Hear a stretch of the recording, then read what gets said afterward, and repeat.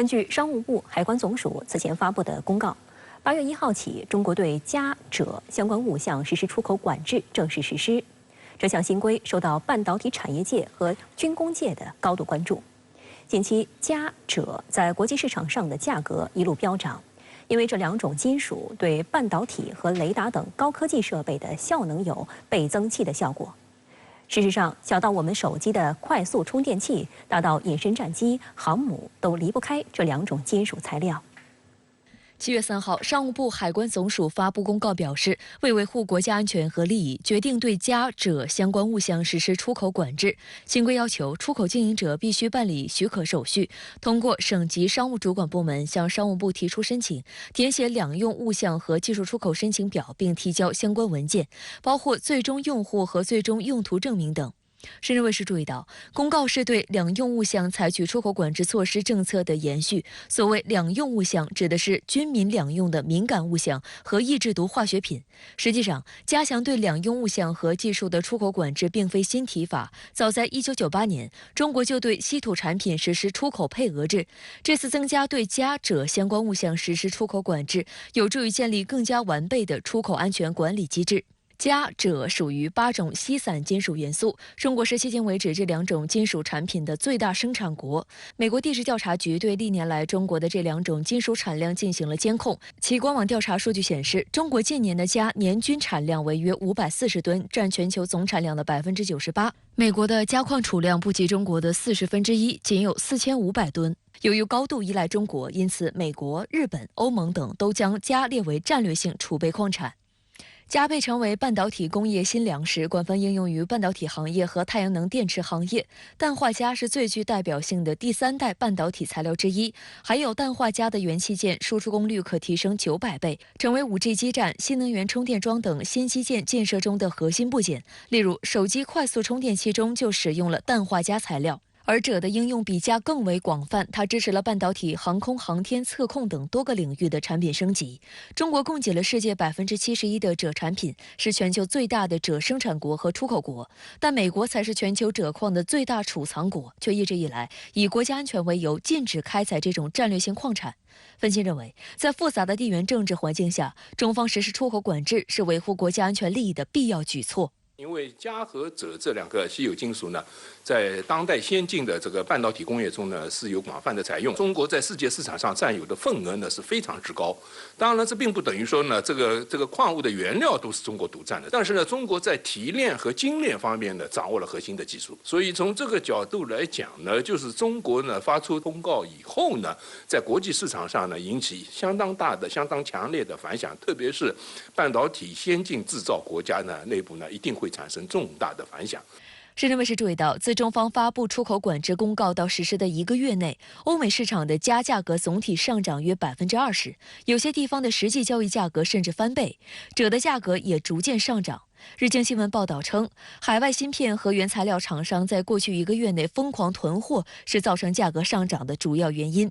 此外，欧美一些企业也开始投资镓和锗的回收。美媒报道称，国际大宗商品交易商托克旗下的一家企业正考虑在美国田纳西州的新炼厂投资1.5亿美元，建造一个锗和镓的回收和加工设施。报道称，该设施产能届时将满足美国目前80%的需求，整个建设周期需要约2年。比利时有色金属公司优美科还表示，正在开发基于薄膜锗的技术，以节约用锗。美国国防部是镓和锗的大用户，每台 F-35战机搭载宙斯盾雷达系统的军舰和美海军的核动力航母都大量使用这两种中国金属产品。美国国防部近日透露，该国目前有锗的战略储备，但没有镓的库存。五角大楼发言人还表示，近期将优先安排美国或者加拿大的企业与之签订回收镓的合同。声明表示，该项目类似于常见的对尾矿或精炼废物流进行再处理和回收利用。五角大楼强调，回收而非开采是为了让美国更快、更便捷地获得这些材料。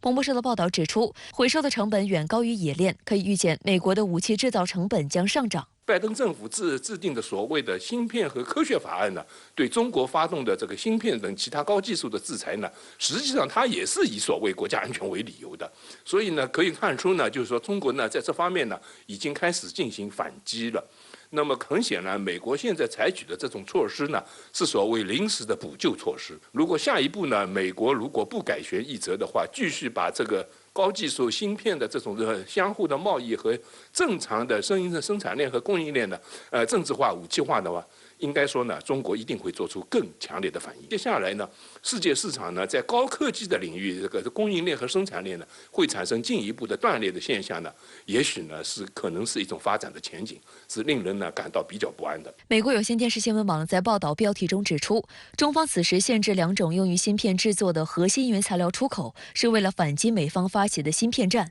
美国消费者新闻与商业频道指出，嘉禾者是生产半导体的必备原材料，因此中国对其实施出口管制，是对所有具有半导体产业的国家和地区发出的警告。科技界认为，人工智能等新兴领域日渐成为各国关注和竞争的重要战场，嘉禾者的战略意义和经济价值越发凸显。加拿大蒙特利尔资本市场银行大宗商品研究董事总经理汉密尔顿上周在一份报告中指出，中国的出口管制措施效果在实施之前就已经显现，这毫无疑问是工业原材料在全球市场上的战略地位如何影响政治决策过程的又一经典案例。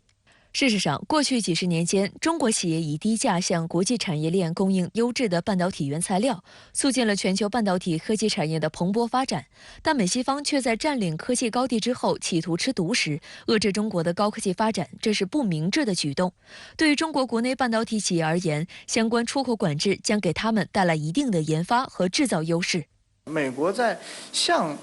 禁止向中国出口一系列产品的同时，其实也就断绝了它从中国获得后续的升级的资金啊，包括市场啊等等的一系列的来源的可能性。而这个对于美国的所谓的高科技产业，同样是会带来这种根本性的损害与影响。商务部新闻发言人束觉婷在7月6号的新闻发布会上指出，对嘉者相关物项实施出口管制是国际通行做法，世界上主要国家普遍对其实施管制。需要指出的是，出口管制不是禁止出口，出口符合相关规定的将予以许可。中国政府实施出口管制，不针对任何特定国家。从今天起，中国正式限制嘉者等芯片关键材料的出口，同时也宣布从9月1号起，对较高性能无人机及相关设备强化出口管制。那您认为将会产生怎么样的效果？美国会怎么办呢？说实在呀，对嘉者等芯片关键材料限制出口，对高性能无人机及关键部件设限，中国呢是不想这么做的。但是呢，要不是给美国一点颜色，他欺负人呢就会欺负上瘾。中国的限令就是呢，以美国之道还治美国其身。现在呀，嘉者的价格飙升，欧美市场上呀，嘉的价格呢上涨约20%。那么加上今后供应短缩，那价格呢还会上涨，会增加芯片制造商的成本。美国是怎样对待的呢？一是设法开采嘉锗，但是找不到矿源，全球96%的钾产生于中国。中国的锗储量占世界的41%，产量占世界70%。美国呢，即便是花大钱，都很难找到矿源开采。于是呢，美国便用了第二种方式，也就是收回钾，从其他的产品的现有废物流中回收钾。美国国防部提出的策略是对尾矿或者是精炼废物流进行再处理，通过回收来让美国更容易、更快获得这些材料。但是呢，加工和提炼的成本很高，因此中国呢进一步的主导了供应链。美国等西方国家必定呢会陷入被动，短期内啊极有可能因为没有充足的原材料而陷入停止发展的境地。要知道呀，这2种稀有金属呢不仅是半导体的关键材料，那么在太阳能电池板、军工、航天、航空领域呢也有广泛的应用。无人机呢也是一样的。美国50%以上的无人机来自中国，现在呢对高性能无人机和关键设备加以限制，对美国市场呢必然带来影响。